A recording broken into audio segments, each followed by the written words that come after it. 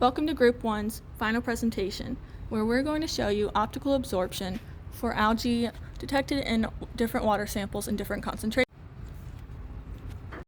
Here you can see our initial setup that we were using during the middle of the semester. We have a laser pointer off to the left, a beam splitter in the middle, our first photodiode, our water tube, a focusing lens, and another photodiode at the end. This setup will be constructed inside of a housing that will actually make all of the different platforms at the same level and align all of the different components. For this, we were still working on the housing at this point in the middle of the semester. At this point, you'll see at the end where we've completed making the housing and are beginning to construct and put together all the different pieces. All of our mounts and platforms were designed in FreeCAD and then printed using a 3D printer using PLA material.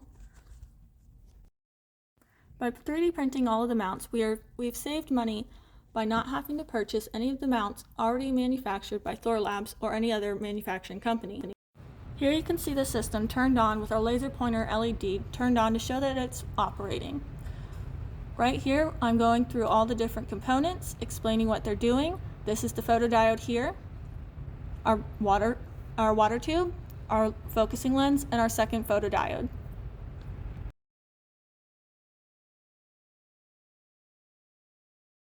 Off to the right, you can see our initial breadboard, and here's our LCD screen where it's showing zero absorption for clean water.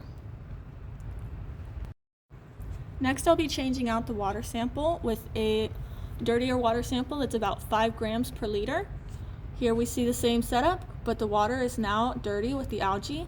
I'm going back through all of the different components here. You see the water tube with the algae inside of it, and we're back to the LCD screen to show that there is optical absorption occurring, where we're losing about 20 to 30% of the transmitted light. Here is some of our algae that we took to create our algae concentrations. This is just one sample that's going to be used for our final showcase on August 2nd. Our other concentrations were 0.01 grams per liter, 0.05 grams per liter, and again, our last one was 5 grams per liter. We also wanted to test if other wavelengths would create different kinds of sensitivity for our system. Next up, we'll be showing you the differences between a green, red, and our blue laser pointer that we showed in our previous video. The green laser pointer actually works off of the green algae's reflection, and that's why the algae appears green here. This algae is commonly called hair algae, which can appear in different types of tanks and is commonly found in fresh water. Here you can see our graph for our different concentrations and different wavelengths. At the top, we see that the blue wavelength at 450 nanometers was absorbed the most and shows the most sensitivity in the system.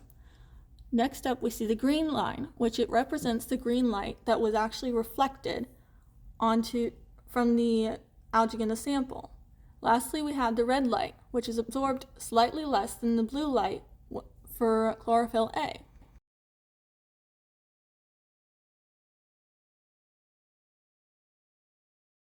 Secondly, we tried to remove the focusing lens to determine if any of the light was lost during the transmittance through the water tube. Here you can see that there was less light absorption, meaning there was less sensitivity in the system for all 3 wavelengths. Compared to the other graph, we can see that the focusing lens is essential for focusing all of the different wavelengths onto the photodiode where it can be collected properly. Here you can see the next-gen display that we decided to use for our project. Here you can see it coded with the photodiode, thermal camera, laser, and Wi-Fi buttons for prototyping. You can see the breadboard underneath with the photodiodes and lasers connected as well. You can see that when we go to the photodiodes, you can see the test and control diodes are reading. Here we have another updated screen. And again, for the PCB, we were building a voltage regulator for the laser and photodiodes. So there you can see the voltage regulators are producing 1.27 and 3.1 volts. Here you can see our soldered breadboard. Unfortunately, due to sourcing issues, we were not able to get a printed circuit board assembled, but we were able to learn how to solder on our own. So here you can see the LM317T voltage regulators on the right, and here you can see the traces of solder to make our voltage regulators work. And in the next video, we'll show you some of our PCB testing.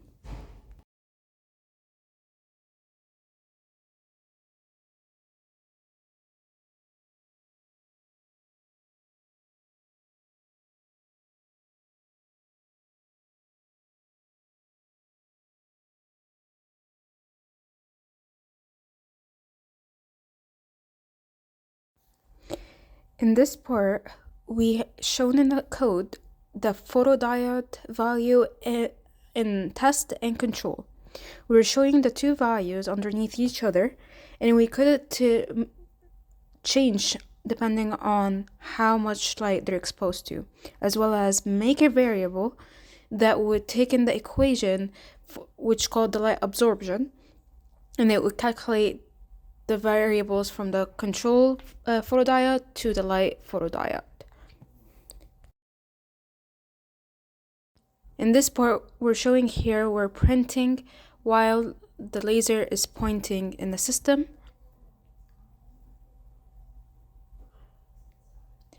And we're making sure that the positions are correct for the photodiodes to detect the light correctly. And as you can see,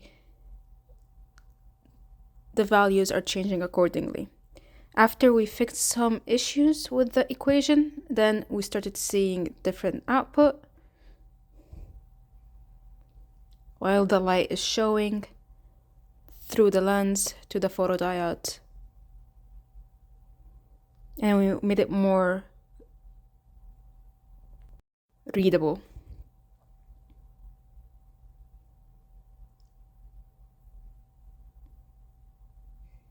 In this case, we're showing again the values when we have put everything together in the right space, in the right